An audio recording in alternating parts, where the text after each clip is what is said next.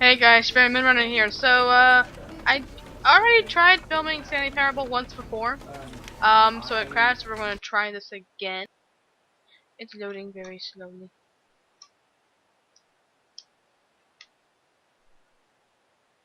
Kind of like waiting on the day. Oh. This is the story of a man named Stanley. Stanley worked for a company in a big building where he was employee number 427. Employee number 427's job was simple. He sat at his desk in room 427 and he pushed buttons on a keyboard. Orders came to him through a monitor on his desk, telling him what buttons to push, how long to push them, and in what order. This is what employee 427 did every day of every month of every year.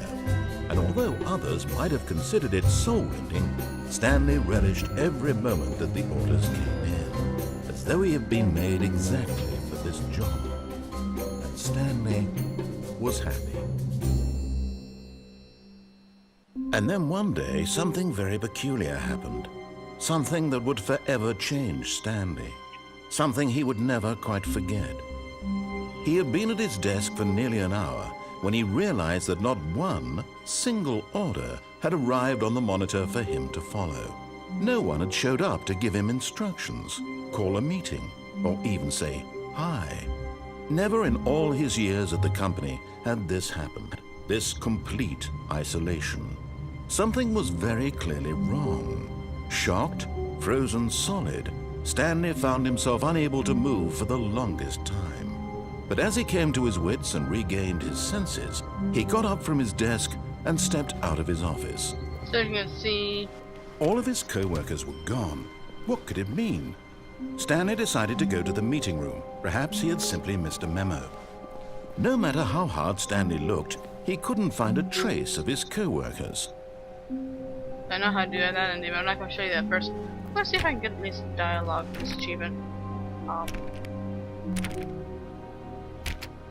Nope. So that's going to show you that funny thing. But let me show you one ending that literally did disturb me. So we're going to look around. Look around for any buttons to push.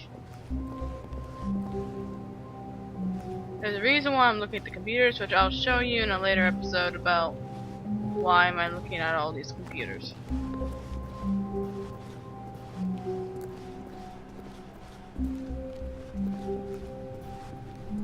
When Stanley came to a set of two open doors, no, this was not the correct way to the meeting room, and Stanley knew it perfectly well. Perhaps he wanted to stop by the employee lounge first, just to admire it. Ah, yes, truly a room worth admiring. But eager to get back to business, Stanley took the first open door on his left. No, this way. I want to go this way. Stanley was so bad at following directions, it's incredible he wasn't fired years ago. Get on this. Look, Stanley, I think perhaps we've gotten off on the wrong foot here. I'm not your enemy, really, I'm not.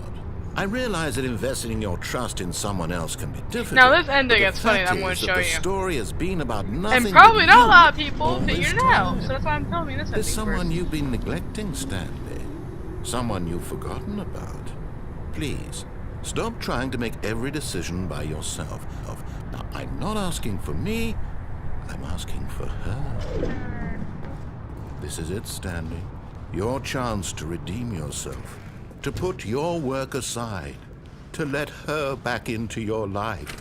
She's been waiting. That's her, Stanley. You need to be the one to do this, to reach out to her. If you can truly place your faith in another, then pick up the phone. As Stanley picked up the phone, a white light engulfed him, filling him not just with radiance, but with hope. Hope for a life reunited one... Wait. Oh, goodness. Stanley, did you just unplug the phone? No, that wasn't supposed to be a choice. How did you do that? You actually chose incorrectly? I didn't even know that was possible. Let me double-check. No, it's definitely here, clear as day. Stanley picks up the phone. He's taken to his apartment where he finds his wife, and the two pledge themselves to one another. Music comes in, fade to white, roll credits. Not picking up the phone is actually somehow an incorrect course of action. How is that even possible? None of these decisions were supposed to mean anything. I don't understand. I broke it. How on earth are you making meaningful choices? I broke the game. What did you... Wait a second. Did I just see... No, that's not possible. I can't believe it. How had I not noticed it sooner? You're not Stanley. You're a real person. I can't believe I was so mistaken. This is why you've been able to make correct and incorrect choices. And to think I've been letting you run around in this game for so long. If you'd made any more wrong choices, you might have negated it entirely. It's as though you completely ignored even the most basic safety protocol for real-world decision-making. Or did you not grasp the severity of the situation? Well, I won't have that kind of risk on my watch. I'm going to stop the game for a moment so we can educate you properly on safe decision-making in the real world. Please observe this helpful instructional video. Wait a minute. Oh. Choice. Really? It's the best part of being a real person. Really? But if used incorrectly, can also be the most dangerous. For example, in this scenario, a hypothetical real person named Stephen has a choice. He could spend years helping improve the quality of life for citizens of impoverished third world nations. Or he could systematically set fire to every orphan living in a 30-kilometer radius of his house. Which choice would you make? Remember that unlike here, the real world makes sense, and at no time should you make a choice that does not conform to rational logic. If you find yourself speaking with a person who does not make sense, in all likelihood, that person is not real. Allow the person to finish their thought, then provide an excuse why you cannot continue talking. Turn to a partner and practice saying, "My goodness, is it 4:30? I'm supposed to be having a back, sack, and crack."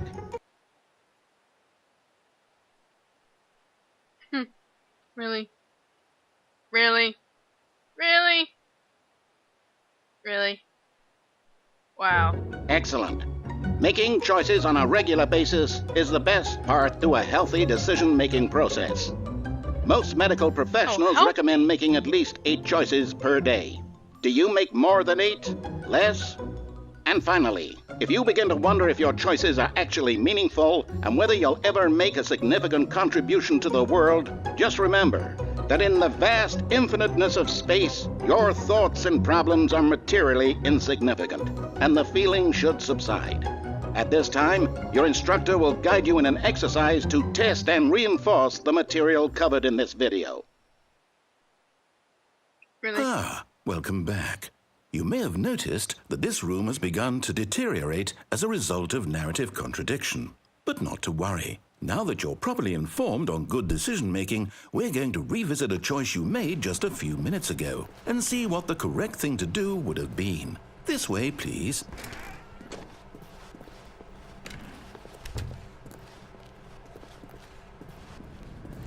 Oh, look, they put a cage up, so you can't even try. Now that we know your choices are meaningful, we can't have you jumping off the platform and dying. Imagine the main character dying senselessly halfway through the story. That story would make no sense at all. We just need to get you home as soon as possible before the narrative contradiction gets any worse. Unfortunately, it seems this place is not well equipped to deal with reality.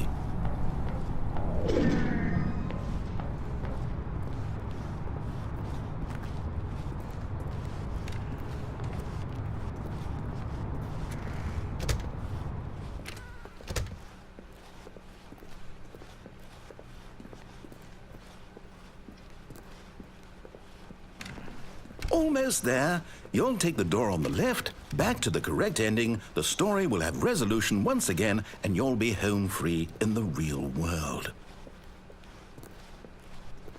Now remember, all you need to do is behave exactly as Stanley would.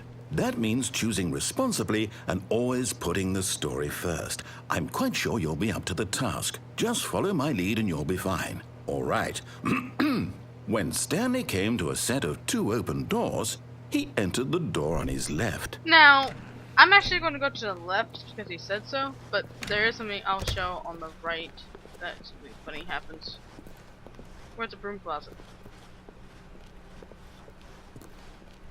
Yet there was not a single person here either. Feeling a wave of disbelief, Stanley decided to go up to his boss's office, hoping he might find an answer there. What? Really? You blocked the broom closet. Oh, damn you. Coming to a staircase, What? Stanley Wait a walked minute. upstairs to his Oh boss's my office. god, you freaking pretty much blocked everything you can possibly do.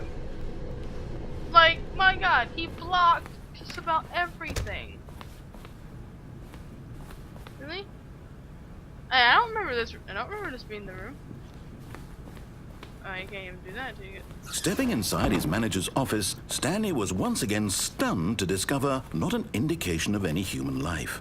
Shocked, unraveled, Stanley wondered in disbelief every who choice you could make orchestrated on this, them. until he saw the door with a voice receiver next to Oh, it. this is gonna be funny. Surely behind this door lay all the answers to his questions.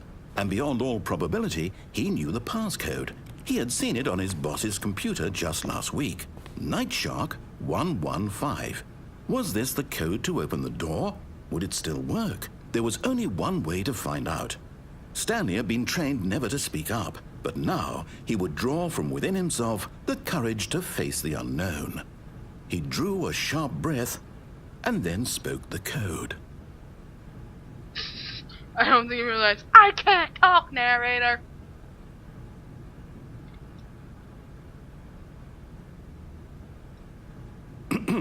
Stanley spoke the code. Night Shark 115. He spoke it into the receiver, right there on the wall. I can't speak. Night Shark I'm sorry, 115. is there a problem?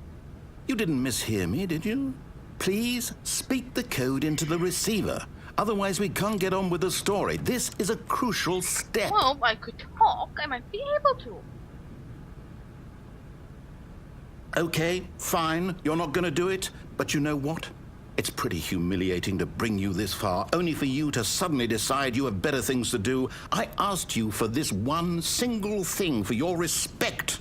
The kind of respect Stanley shows for his choices. He knows what it means to take a story seriously. If you didn't want to see what I had to show you, then why did you come here? You had a choice, you know. You could have gone through the door on the right. You could have done whatever the hell you wanted over there. Why did you come this way? Speak. Say something to me. Explain yourself, you coward. Behave exactly as Stanley would. That means choosing responsibly and always putting the story first. I'm quite sure you'll be up to the task. Just follow my lead and you'll be fine. All right. When Stanley came to a set of 2 open doors, he entered the door on his left. So we're actually going to go to the right. No! Why did you do that? Quickly, hurry back in the other direction. Perhaps we're not too late.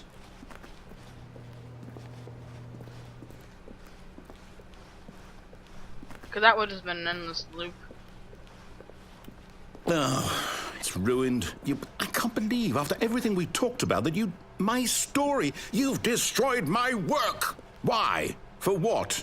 What did you get out of that? What did you think was so special about seeing the game undone, left here like so much garbage? It's worthless now. And what am I supposed to do? Even if there were a way to continue, would it be worth it? To know that my story is now incorrect? How can I go back to that? I can't erase that knowledge. I'll have to live with it forever, reliving its impossibility forever. I couldn't live that way. Is it better to shut the game down entirely? To willingly destroy all of my work? I don't know. What's the answer? What do I do? What do I do? What do I... No, I have to. I have to shut the game down. I have look. to. I have to. Oh, balls.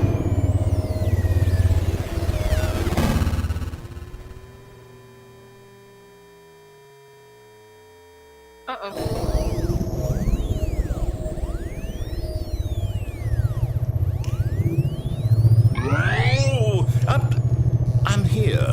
I'm still here. Here in this pile of rubbish. With you. You, who thought you were so clever. Now look where we are. My entire game is destroyed. Yep.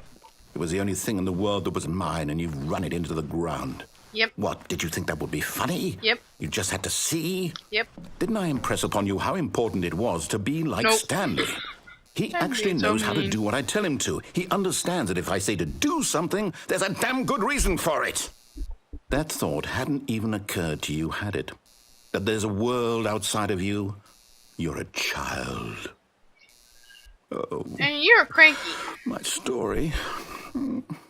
If you'd just gone through the door on the left, you would have seen it. There was a whole underground facility. You would have destroyed it and been victorious. It would have been so perfect. I worked so hard on it. I tried so hard. When Stanley came to a set of 2 open doors, he entered the door on his left. Stanley? Hello? Are you... Is everything okay? Stanley, please. I need you to make a choice. I need you to walk through the door. Are you listening to me? This is a cool ending. Is everything all right? Stanley, this is important. The story needs you. It needs you to make a decision. It cannot exist without you. Do you understand me? Whatever choice you make is just fine. They're both correct. You cannot be wrong here. We can work together. I'll accept whatever you do. I simply need you to take that step forward, please. Choose. Do something. Anything. This is more important than you can ever know. I need this. The story needs it. So, you hear me? Are you there? Are you listening to this? Stanley, are you there? Okay. It's okay, I can wait. You need time to decide. Time to make sure your choice is correct. That is the best choice. That's all right. I'll wait for you to decide what's the right thing to do. Take as much time as you need.